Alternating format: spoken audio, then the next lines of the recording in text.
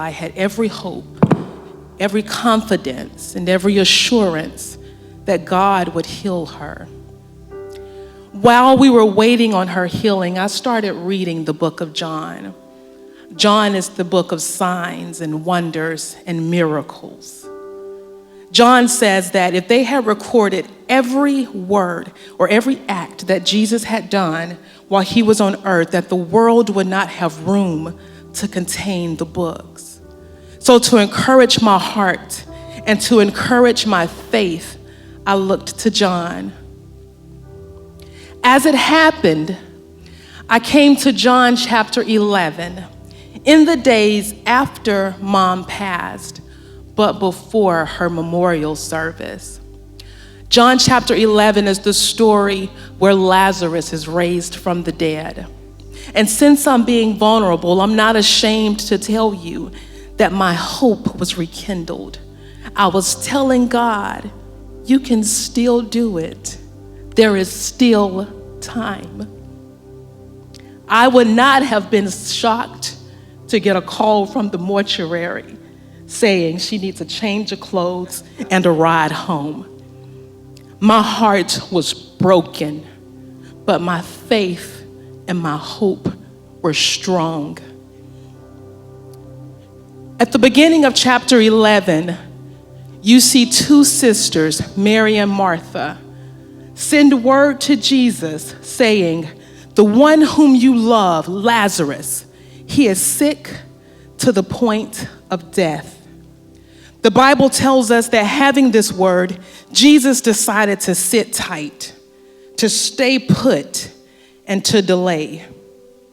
When he gets back to Bethany where they lived, Lazarus has already been dead 4 days. When Martha heard he was back in town, she didn't wait for him to get to her house. She went out into the streets to meet him. Encountering him, she said, Lord, if you had been here, my brother would not have died. But even now I know whatever you ask of God, he will give you. His response to her was, your brother will live again. And she says, I know, just like the rest of us on resurrection day. And he says to her, I am the resurrection. I am the life. Those who believe in me, though they die, they will live again. This is the reward for believing in me, eternal life. Martha, do you believe this? Martha's response to him was, I have always believed that you are the Christ, the Messiah sent from God. Now, I'm not knocking Martha with my next statement because in truth, I identify mostly with Martha. You'll find me with my hands to something. But I don't really know that Martha answered the question that she was asked. It would be like me sitting across from my husband and saying, Derek, do you know how much I love you? And him responding, I know you're my wife. That's not the same, but I'm not knocking her, I'm just making an observation. With this conversation, Martha goes home. When she gets home, she tells her sister Mary, the one who worshiped instead of worked. She said, Mary, the teacher is back and he's asking for you. Mary jumps up and she goes to meet Jesus. When she gets to him, she falls at his feet. And she says the same thing her sister said. Lord, if you had been here, my brother would not have died. Now you have to remember, I'm processing this text in very heavy emotions. So I'm still wondering, now was this statement made in contempt? Was it, if you had come when we asked for you, when we told you he was at death's door, none of this would be happening? Or was it said in faith, Lord, I know if you had been here, death never would have swallowed him up. I don't know if it was faith or contempt, but his response to Mary was this. He wept violently, he was deeply moved, and he raised Lazarus from the dead. Now, church, you tell me, how is it that one sister with the same statement got a conversation and the other sister got a miracle? How does this happen?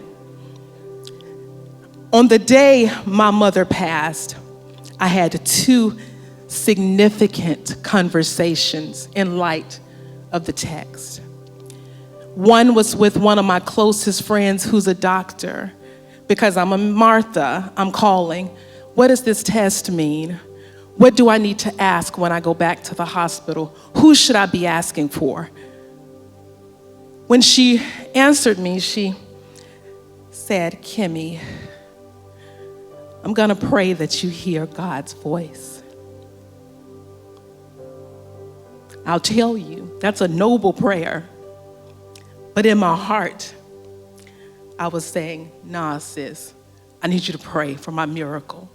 Any time spent praying should be for her healing. The second conversation was with Jesus in my prayer time. At the conclusion of my prayers, I confessed, you are God, I am not, and I will trust you with her. Fully surrendered,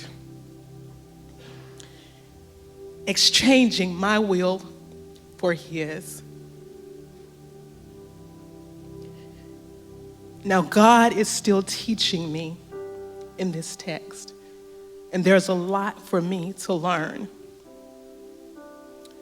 But what I wanted to share with you today is why this Martha got a conversation instead of a miracle. Hidden in plain sight were these words, I am the resurrection. I am the life. He spoke in his word to me. I am resurrection for your mama and your daddy. I have them. I love them, and I'll keep them. You, daughter, I am life for you. I have you. I will keep you, and I love you. Y'all, it was never the miracle that he wanted from me. It was always his voice. Wherever you find yourself, mountaintop or valley, listen for the voice of God. Listen. For when he speaks, everything changes. My prayer for you is that God would speak to you today. God bless you.